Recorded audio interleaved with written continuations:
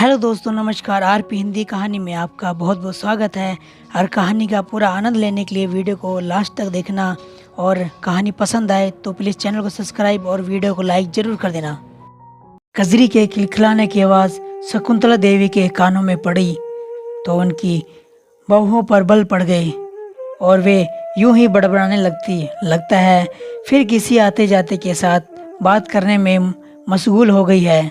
कितनी बार समझाया है कमबख्त को कि हर किसी से बातें मत करिया कर। लोग एक बात के 100 मतलब निकालते हैं, लेकिन कजरी शकुंतला देवी की बातों पर ध्यान नहीं देती थी। समझाने पर वह यही कहती थी कि जिंदगी में हंसने और बोलने का समय ही कहाँ मिलता है, इसलिए जब भी मौका मिले तो थोड़ा खुश हो लेना चाहिए। कजरी की बातें सुनकर शकुंतला देवी को डर लगता था। मर्दों की इस दुनिया में अकेली और कुंवारी लड़की की हंसी के कितने मतलब निकाले जाते हैं, उन्हें सब पता था। शकुंतला देवी अक्सर ही कजरी को समझाने की कोशिश करते हुए कहती, कजरी, मैं यह तो नहीं कहती कि हंसना बोलना बुरी बात है, पर हर ऐरे गहरे से यूं हंसकर बातें करना लोगों को तेरे बारे में कुछ उल्टा सीधा कहने का मौका दे सकता है। शकुंतला देवी की ऐसी बातों पर कजरी कहती, बीबी जी, लोग मेरे बारे में क्या कहते हैं और क्या सोचते हैं इसकी मुझे परवाह नहीं है। मैं तो बस इतना जानती हूँ कि मैं सही हूँ। मैंने कभी किसी के साथ खास मकसद से हंसी मजाक नहीं किया। मैं मन से साफ हूँ और मेरा मन मुझे कभी गलत नहीं कहता। अगर आप मेरे बोलने बतियाने को शक की निगाहों से देखती हैं तो मैं जरूर दूसरों से बोलना छोड़ दूंगी। एक आप ही तो हैं जिनकी नज़रों में मुझे अपनापन मिला है, वरना यहाँ किसकी नज़रों में क्या है मैं खूब समझती हूँ। कजरी की बातें सुनकर शकुंतला देवी चुप हो जाती।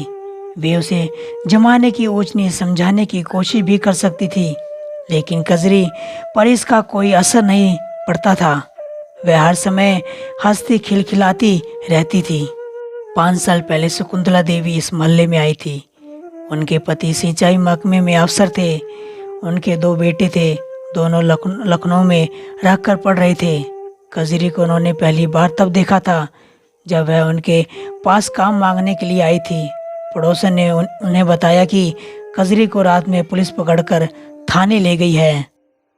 यह सुनकर शकुंतला देवी हैरान रह गई।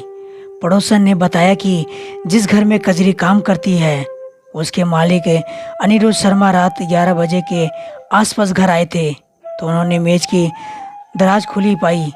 उन्होंने सुबह ही दराज में 20,000 रुपये रखे थे जो अब गायब थे। उनका शक फौरन कजरी पर गया। अनिरुद्ध शर्मा ने अकेले रहने और घर से देर लौटने की वजह से घर की एक चाबी कजरी को दे दी थी, ताकि उनकी गैर हाजिरी में भी वह आकर घर का चौका बर्तन कर जाए। उन्होंने कजरी को घर बुलाकर पूछा और समझाया कि वह पैसे दे दे। जब कजरी ने नहीं मानी तो उन्होंने पुलिस को बुलाकर रिपोर्ट दर्ज करा दी। पड़ोसन की बात सुनकर शकुंतला देवी का सर चकराने लगा। अपनों से ठगे जाने के बाद जो एहसास दिल में होता है वही शकुंतला देवी को हो रहा था। उनको लग रहा था कि कजरी ने अरुण शर्मा के यहाँ चोरी नहीं की है, बल्कि उनका विश्वास चुराया है। सैर करके घर आने के बाद भी शकुंतला देवी का मन बेचैन ही रहा। पड़ोसन से हुई बात के आधार पर उनका दिमाग कजरी को अपराधी मान रहा था, लेकिन कजरी का बर्ताव याद आते ही दिल उसके बेगुनाही होने की दुहाई देने लगता था। आखिरकार उन्होंने कजरी से मिलने का फैसला किया। पति के ऑफिस चले जाने के बाद शकुंतला देवी थाने पहुंच गई। वहां उन्होंने देखा कि हवालात में बंद कजरी घुटनों के बल बैठी चुपचाप सोनी आंखों से बाहर देख रही थी। शकुंतला देवी ने थानेदार से कजरी से मिलने की इजाजत मांगी। उन्हें देखते ही कजरी रो पड़ी। कजरी रोते हुए बोली, बीबी जी, मैं बेकसूर हूँ, मैंने कोई चोरी नहीं की। शर्मा जी ने मुझे जानबूझकर फंसाया है।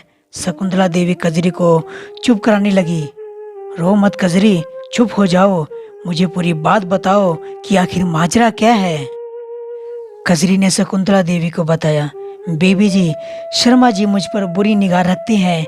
कल रात वे मेरे पास आए और कहा कि उनके घर थोड़ी देर में मेहमान आने वाले हैं, इसीलिए मैं चलकर नाश्ता तैयार कर दूं। रात का समय होने से मैं जाने में हिचकिचा रही थी, लेकिन उनकी मजबूरी का ख्याल करके चली गई। नाश्ता तैयार करने के बाद जब मैं वापस आने लगी तो उन्होंने मुझे पकड़ लिया और कहने लगे कि मेहमानों के आने की तो बात तो बहाना था, सच तो यह है कि मैं तुम्हें चाहने लगा हूँ। यह सुनकर मैंने कहा कि मैं आपकी बेटी जैसी हूँ, आपको ऐसी बात करते हुए शर्म आनी चाहिए। इस पर शर्मा जी ने कहा कि बेटी जैसी हो, बेटी तो नहीं हो ना, बस एक बार तुम मेरी प्यास बुझा दो तो मैं तुम्हें माला माल कर दूंगा। यह सुनकर मैं गुस्से में वहाँ से जाने लगी तो उन्होंने मुझे दबोच लिया और ज़बरदस्ती करने लगे। अपने आप को छुड़ाने के लिए दांतों से मैंने उनके हाथ को काट लिया और वहाँ से भाग आई। अभी घर आई मुझे थोड़ी ही देर हुई थी कि पुलिस घर पर आ गई और मुझे पकड़कर यहाँ ले आई। मैंने यहाँ सारी बात बताई पर कोई सुनता ही नहीं है। सभी यही समझ रहे हैं कि मैंने चोरी की है। बीबी जी, मैंने कोई चोरी नहीं की है। इतना कहकर कजरी फिर फपक पड़ी। कजरी के मुंह से सारी बात सुनकर शकुंतला देवी समझ गई कि क्या हुआ होगा। कमजोर और गरीब लड़की की मजबूरियों का फायदा उठाने वाले भेड़ियों की कमी नहीं थी। शर्मा जैसे भेड़िए ने कजरी को शिकार बनाना चाहा होगा और नाकाम रहने पर तिल मिलाते हुए उसने कजरी को झूठे केस में फंसा दिया। शकुंतला देवी को कजरी पर गर्व हुआ कि उसने उसके यकीन को ठेस नहीं पहुंचाया है। कजरी को चुप कराते हुए शकुंतला देवी ने कहा, रो मत कजरी, मर्दों की इस दुनिया में रोने से कुछ हासिल नहीं होने वाला। अगर औरत गरीब हो तो उसकी गरीबी और बेबसी उसके खिलाफ वासना के भूखे भेड़ियों के हथियार बन जाते हैं। इसीलिए रोने और अपने आप को कमजोर समझने से कुछ नहीं होगा। तुम्हें अपनी लड़ाई खुद लड़नी होगी। अनिरुद्ध शर्मा को उसके किए की सजा मिलनी चाहिए। मैं तुम्हारा साथ दूंगी। शकुंतला देवी ने थानेदार से बात करके कजरी को जमानत पर छुड़ा लिया। कजरी ने शकुंतला देवी की सलाह पर अनिरुद्ध शर्मा के खिलाफ बलात्कार करने की कोशिश की रिपोर्ट दर्ज कराई।